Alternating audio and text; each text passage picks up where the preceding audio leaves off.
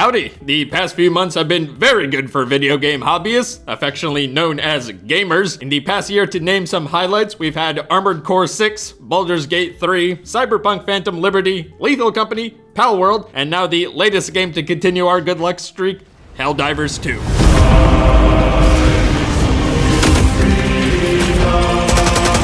I have a lot to say about this game, hence why this video will not be like my normal content, but hopefully a fun watch nonetheless. Manscaped was also nice enough to support this, so more on them later. Helldivers means a lot to me. The first game came out in 2015 and was an escape for me as I came off the bus from high school, and now in 2024, its sequel is an escape for me from my adult life, where I can live my suppressed fantasy of dropping enough orbital ordnance to turn a planet's surface to glass. Let it rain iron! In this video, I'm going to go over what has made this sequel special to me, what we can probably expect from it in the future, and what makes Helldivers 2 a dream game. First off, let's talk about a Swedish video game company.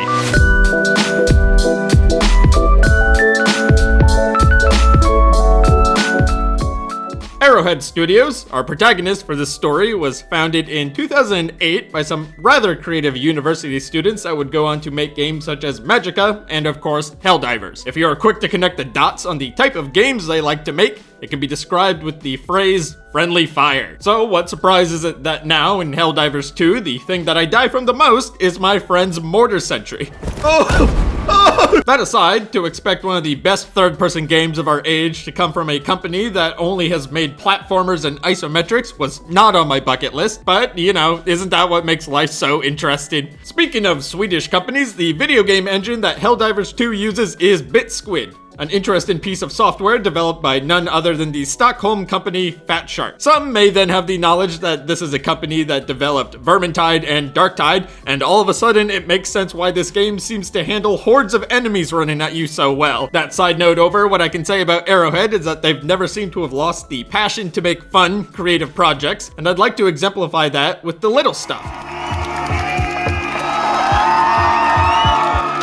They also have this bit going on with shovels, so if you're an Arrowhead dev watching, what's the deal with that? To the dream of spaceflight, I'm the one who made them real. What I value in quality above all else in games is the accumulation of small details that put together a feeling of polish and completeness to an experience that you might not even fully recognize as why you enjoy something so much. I'm talking about the effort a developer or artist puts into something that most players might not even recognize or fully appreciate. These are items such as the Helldiver skull insignia on the bottom of your boot or your titanium alloy helmet that they brag about in the lore, and it actually deflects powerful hits, though the health of its occupant is not always guaranteed. Another great example of this is that despite the game being developed as a third-person shooter, they still went through the effort of giving every single weapon an option to aim down sights in first person. Additionally, they gave all these weapons a unique reload animation in first person that are arguably very high quality. There's also a single stratagem that you can get called the Ballistic Shield, an item that gives you a shield, obviously, that takes up one of your hands, and wouldn't you know it, now all of your weapons have a unique one-handed reload in a game that most of the time you'll be playing like this. The small references in this game have also brought me unnatural levels of joy.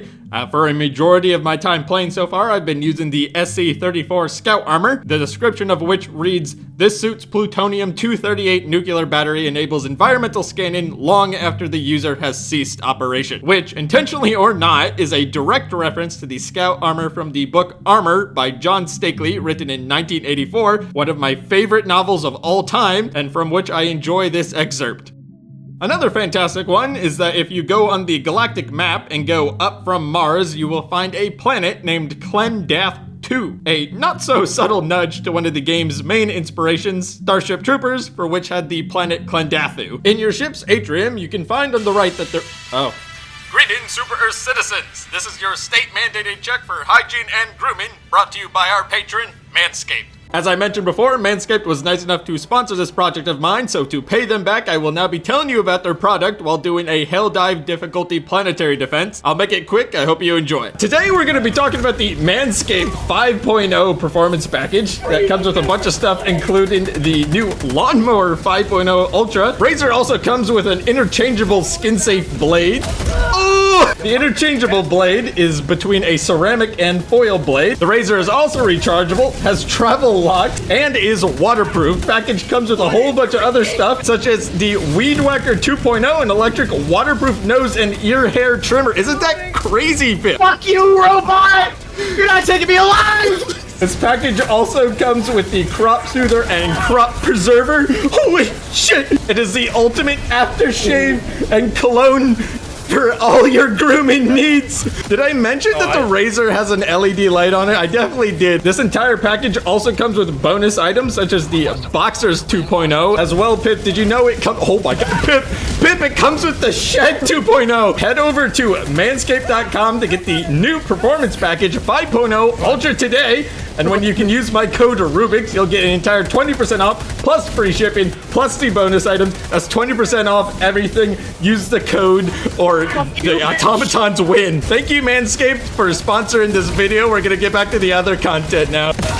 Oh! Back to the actual gameplay, the way your character reacts to terrain, whether it is trudging through snow or high water, sliding on ice, or plummeting off a rock face. All of it has beautiful animation work that easily translates to the player and lets them anchor themselves to the character that they are playing. Also, side note on the water, your kit floats and interacts with it, which is wild. Speaking of terrain, you can destroy it when there's an explosion, and there are a lot of explosions in this game. It permanently deforms the ground and structures, letting you or the enemy leave their mark. Also, that was a 500 kilogram bomb, which, by the way, you can kill someone with physically before it even explodes. Not like it needed to, but it does. If you can't tell by now, I could probably tangent on the minutia of this game for a bit, so I will attempt to speed it up. The hitboxes in this game are so good that it makes you forget about the concept of hitboxes. Not only for yourself, but every enemy in the game, for which it rewards you on the impact of every bullet. You have a godless, freedom-hating bug chasing you? Blast its leg off and watch it limp and bleed out. Is there a robot set on destroying your way of life? Remove its instruments of oppression and remind it why humanity is number one. You can also walk on all the enemies and your friends, as a small aside. When shooting as well, your third-person HUD has a dynamic crosshair, which not only shows you where you are aiming, but also where your barrel is pointed. This allows for slower handling guns to feel like they're acting like they should to the player, while not compromising their heavy feeling, which is a feature that was in one of my favorite games, Arma 2, and it seems like lost media at this point now. Now, let me talk about these skyboxes and ships. When you look into the sky, you can see the distant battles of other players. While most likely not real, it does cement the feeling that you are a cog in a galactic war. What definitely is real though is your own ship, and being able to watch it rain brimstone upon your enemies is a phenomenal feeling. From up above, you are once again greeted with a fantastic scene of a world in peril, able to see stratagems and fire missions across its surface. As well, if you're fighting the automatons, you will begin to realize that unlike the bugs, they are not defenseless against your fleet. When you go to travel between missions with your friends, you will warp between planets, or if you are moving to a new mission, you can watch as your vessel traverses the globe through your windows. If a friend is planning an operation, the table will display exactly what they're doing, letting you coordinate and plan your next adventure. Okay, I have to end this section here because I am realizing that it is endless. I'm going to end up talking about stage reloads or the dual tube indicator on the shotgun for the next hour if I'm not careful, and even recording B-roll, I kept finding more shit.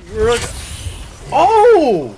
Free! We're discovering cool little quirks about this game while trying to film a video about cool little quirks for this game. Okay, there is more, but lightning round. The rocket launchers have backblast. Your character starts to scream when you hold down the trigger of weapons. You can land stratagems on enemies and it will kill them. The automatons have march-in songs. Your armor gets covered in blood, bug guts, and dirt. Specific voice lines for each kind of injury you can receive. Who's gonna land my... And on snow maps, you can actually make and throw snowballs. Oh my god! That slowed me. There is more, but I gotta move on. If there's something you like specifically, you can just let me know. But I think it is time that we move on to the big stuff.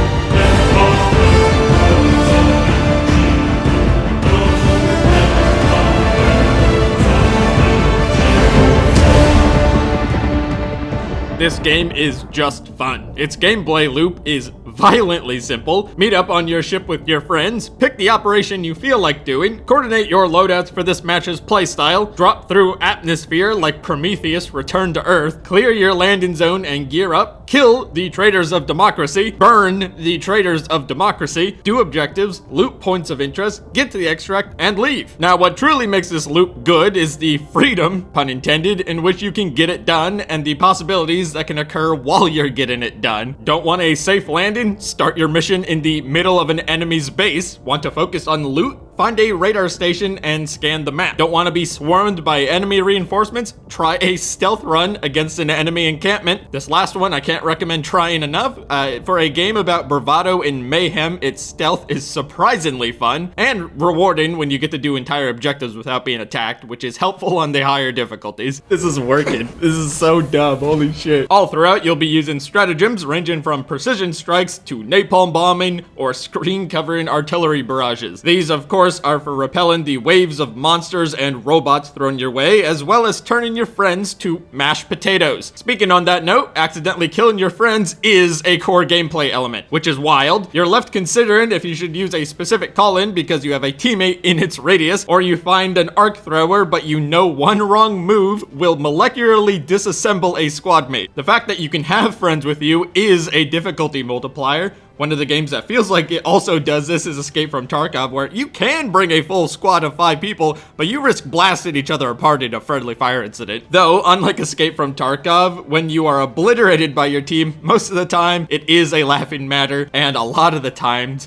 it's very fun. I'm shocked you haven't arc thrown. Get it? Shocked? I knew it was coming. I tried to get away. The drop pod and respawn system is great, letting you get straight back into the fun, and when the reinforcement counter finally starts running out, you begin to have some of the most intense fights the game has to offer. And when you have all the equipment in the game, those said fights are some of the most uniquely entertaining experiences you can have in a video game. Also, blessed be the flamethrower against bugs. Thou flame is a righteous beacon in the coming of the dark, and it is fucking fun. I also know I talked about your friends being a burden in this game, but they are also your greatest asset. They have the ability to squad load your weapons and turn you into the incarnate of murder. They can heal and help you out of situations, keep you supplied, draw the enemy's fire to let you complete objectives, and give their lives for Super Earth in your stead. The next is hands down my favorite part of this game, which is the terrains, which I don't need to talk about, I'm just gonna show you.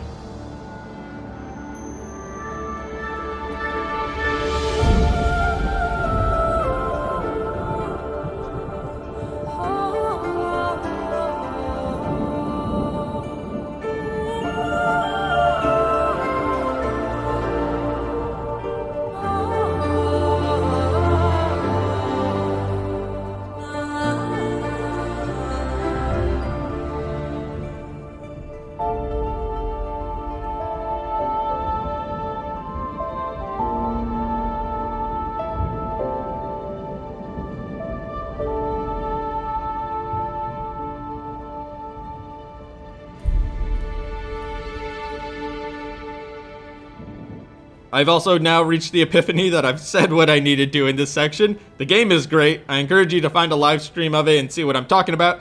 Never mind, I just remembered the ragdolls. The ragdolls in this game, especially the diving and then ragdolling, is peak. Holy shit! I haven't enjoyed diving this much since Max Payne, and the ragdolls remind me of my favorite game of all time, Arma 3, which probably deserves its own video down the line in the future. Okay, I'm done. Let's talk about the world of Helldivers.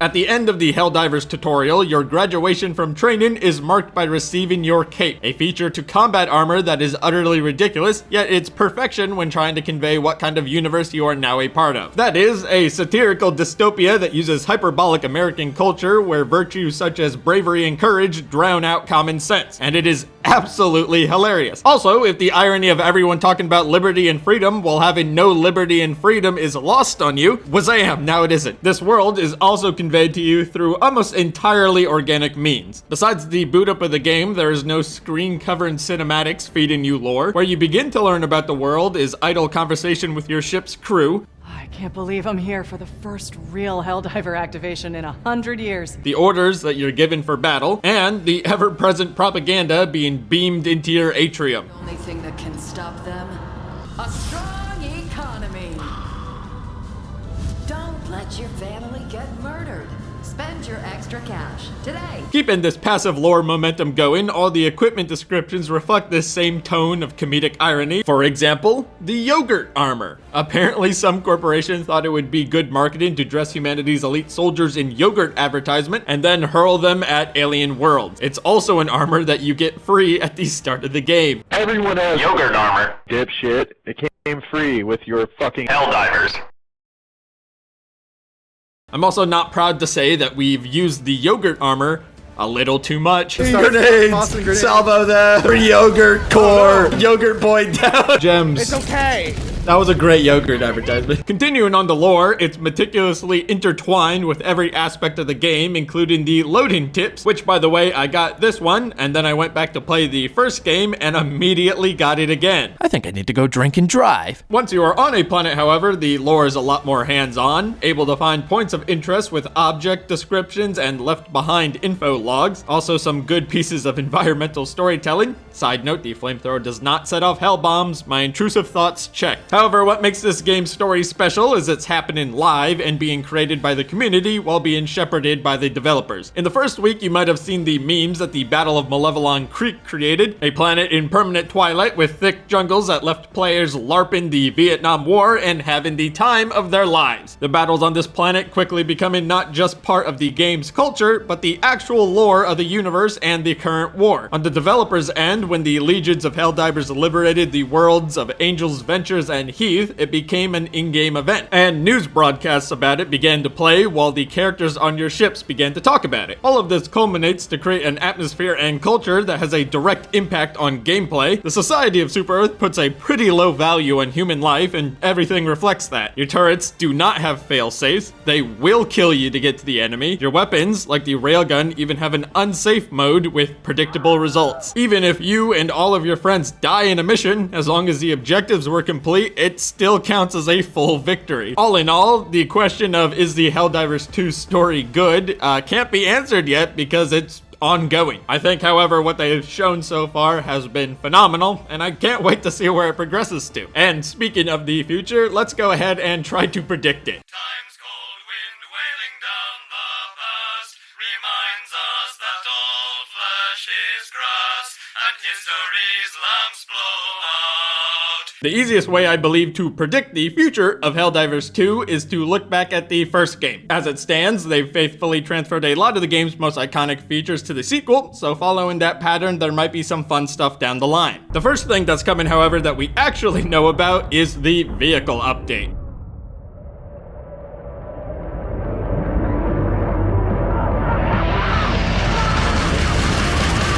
For you, 621. One of the best parts of Helldivers 1 was the Met Call-ins that turned you into a god of war until you ran out of ammo or exploded. As well, if you look at certain wreck sites in Helldivers 2, you can actually find the model of the battle mechs that are most likely coming to the game. You can also find the wrecks of armored personnel carriers, which is also in Helldivers 1, which is exciting. There's also the wreck of a dune buggy / jeep, which is also super neat. That rhymed. The next thing is the enemies, and you may have noticed there was a very large section of open space under Super Earth. In the first game, this is occupied by the Illuminates, an ancient alien civilization with technology beyond our understanding, and was also my least favorite to fight in Helldivers 1. That being said, I think their mechanics would be much more fun to go against in a third-person environment, so I am still looking forward to it. Another thing from Helldivers 1 is a new mission type, like boss battles, which I'm gonna put my hat in the ring and say if you let us make bigger lobbies to fight Helldiver raids with like one stratagem each, I will be in Super Earth heaven. There's also different map types like cities, which I couldn't get footage of from Helldivers 1 at the moment, but they are super cool. Lastly, there's a ton of guns that could be added from the first game. We of course have our classics like the Liberator, the Scythe, and the Breaker, but I desperately want the bolt action Constitution rifle. Also on that note, give us bayonets, or an idea that I'm going to steal from one of my patrons, please give us melee weapons, even if they are terrible. Anyway, another amazing topic transition incoming. Speaking of terrible, let's talk about the game's shortcomings. If you were to have seen the Steam reviews on the first day of launch, this looked a lot different. It used to have mostly negative reviews, and almost all of them were about the game's anti-cheat called GameGuard. GameGuard is a kernel-level software, meaning it has access to the core files of Windows and essentially everything that runs on your computer. In the cybersecurity world, we would call that a rootkit. Now, I am personally not bothered by this, and I trust that it would never be used nefariously, as many other games like Fortnite or Fall Guys or Rainbow Six Siege all have similar software. However, I'm not going to minimize the concerns other people have, especially if security of your system is a higher priority. I essentially agree that this invasive form of anti-cheat is bad. On top of that, this has caused game issues even in my friend circle where it can't let certain people play, which blows. On top of the GameGuard stuff, Helldivers still has plenty of glitches, and everyone will most likely experience a game where they barely make it to extract just for it to crash or something to break horrifically and you lose the mission. This problem is way more fixable, and I expect it to be resolved soon, but it, again, still sucks. Also, if you're like me, most of your time will now be spent in a queue because so many people want to play this game, there's just not enough room, which isn't good, especially when you get home to play a game that you paid for but can't. Though I'm sure it's a good problem to have from the dev's point of view, and also something that will probably be resolved pretty soon. Another drawback is that this is a Sony console exclusive,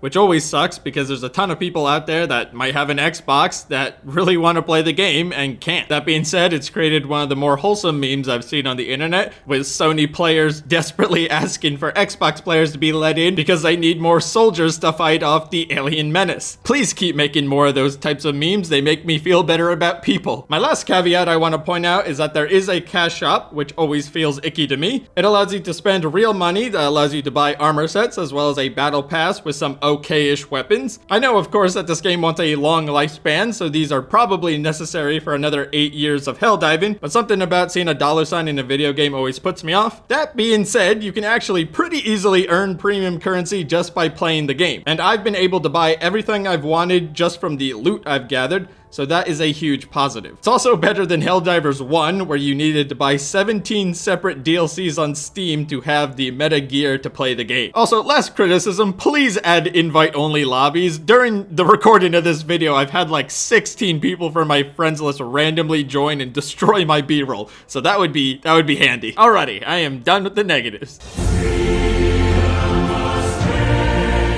Now, despite all those downsides, I still believe Helldivers 2 to be a dream game for me. Everything from its core gameplay to the little details has me enthralled, and the experience of waking up at 4 a.m. to play on launch with my friends is going to be a core memory I'll have for the rest of my life. This was also my first swing at a video essay, so hopefully I was able to convey my passion for the subject coherently. I'm gonna end this video now for the unironic reason that I want to go play more Helldivers, so I can't thank you enough for stopping by, and I hope you have a good one.